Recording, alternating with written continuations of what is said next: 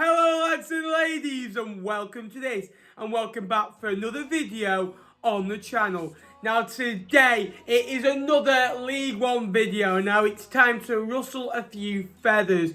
We are finally doing our top 10 managers of 2020 to 2021. Now this is my top 10 who I think have done the best jobs. Now this isn't based on previous seasons or previous what they've done in their careers. It's just this season. So let me know your thoughts down below. It's very opinionated, I must admit. There's a few names that you wouldn't expect to be in, and I've left a few big names out. Let me know your top 10 down below. If you're new to the channel, please like and subscribe. All support is appreciated. Let's get on with the video. Now at 10, I've gone for a manager that just helped his team stay up, Karl Robinson. Now when he came in, he was struggling in the bottom four, struggling to score goals. They weren't exactly conceding, but they weren't really scoring. And since he came in, 6 wins, 8 draws, 6 defeats. So again, it's 26 points over the course of 20 games. And again, that is more than safe. It's about 55, 60 points a season. So again, a very good points to game record. And again, for a Wimbledon side that was struggling, Joe Pigott was out for a bit of time as well. So he managed that. They got a great run of form going. To beat Ipswich, to beat Accrington Stanley. Unlucky against my team, Fleetwood. So they got some good results along the way. He is 10th in my list. At 9th, again, a newly promoted team. I've gone for Dave Artell. Nobody speaks about the job Dave Artell's done. I think they were 19th in League 2 when he took over. But even so, going on to this season, 18 wins, 12 draws, 16 defeats for a side that just came up to finish 12th in the division. I think it's a very, very good season. And how they settled into it, I think is absolutely amazing. Again, they score goals, they're entertaining. They've got some good players as well. But again, he's a big key to how Crew play and how he's got them well drilled as well. A very good manager and deservedly so in my top 10. Dave Artell, 9th in this list. At 8, it's not a top 10 manager list without John Coleman. 18 wins, 13 draws, 15 defeats, and again a top half finish, 11th with Accrington Stanley. That is such a great job. Again, normally fighting relegation, he continues to defy the odds on a limited budget. He could be higher up, but I've just gone with a few different managers this year. It's probably been the hardest choice yet, but John Coleman always deserves a spot. A great manager, and in my opinion, he will go and manage in the Championship one day, but he is Mr. Accrington Stanley, and what a job he's done down there. At 7th, the first manager that got inside a playoff place, Karl Robinson, 22 wins, and again, that just shows you where they've gone wrong. They lost too many games. 16 defeats, 8 draws, but to still get them into the playoffs, he's got them playing in attacking ways, scoring lots of goals. He sets them up to score more than the opposition. They're the highest goal scorers in 2021. And of course, he's got to be in my top 10 manager list for getting Oxford in. No one they were up there all season. They started slow. There were questions asked, but he's come back and done a fantastic job. And that's why Karl Robinson is in my number 10 list.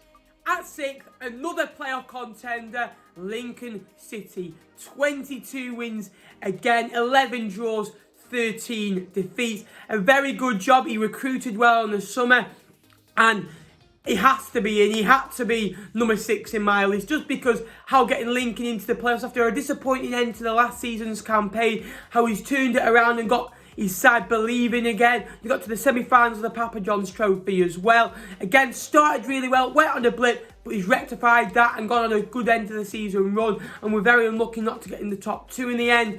And again, Michael Appleton, 6th in my list.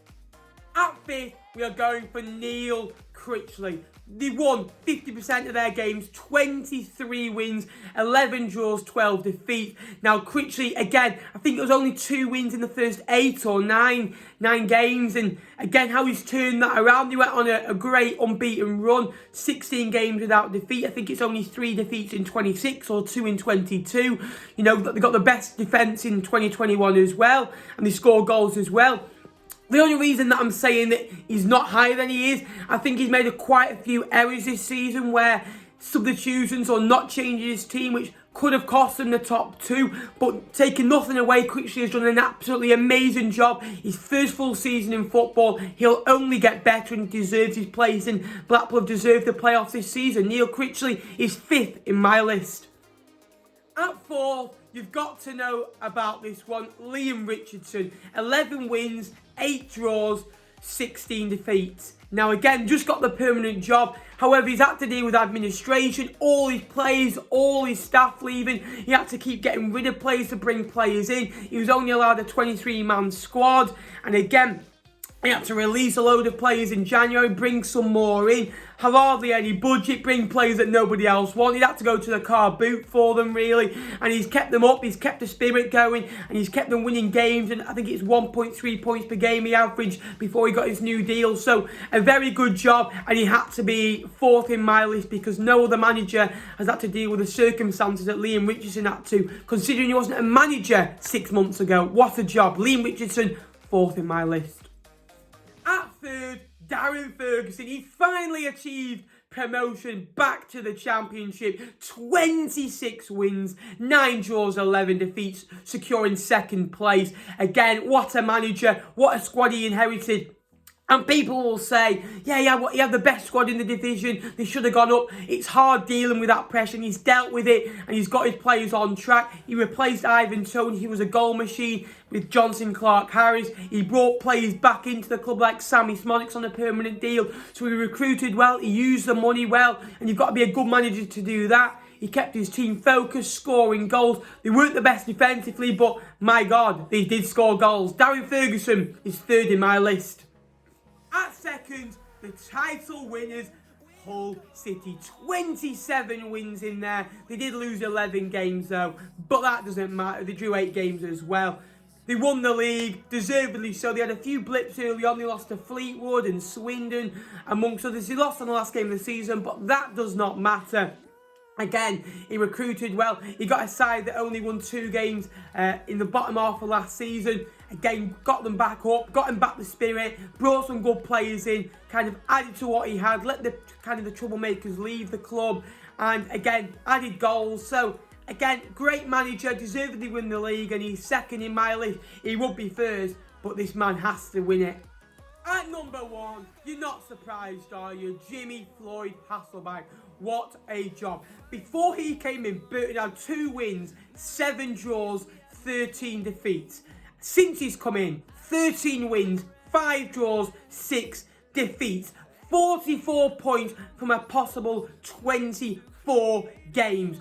That is unbelievable. That's just less than 2 points per game. So good. Unbelievably good job. And how he's got from Burton Albion, bottom of the league, about 9 points adrift to 9 points adrift of the relegation zone in mid-table. What a job he's done. And you've got Burton Albion scoring goals home and away, beating the likes of Fleetwood and Cruz, around them as well, but taking on the top-end teams as well, going to Fratton Park and winning. What a win that was. Jimmy Floyd Hasselbach, my manager of the season. Congratulations. There are my top 10. We have left some big names. Russell Martin probably should have got in. Lee Johnson, again, another name. Steve Evans, another good manager as well. So there's loads of names that I want to name. Cottrell as well. There's so many to choose from. Let me know your top 10 down below. If you're new to the channel, please like and subscribe. Thank you very much for watching, and I will see you in the next one. Up the Cods.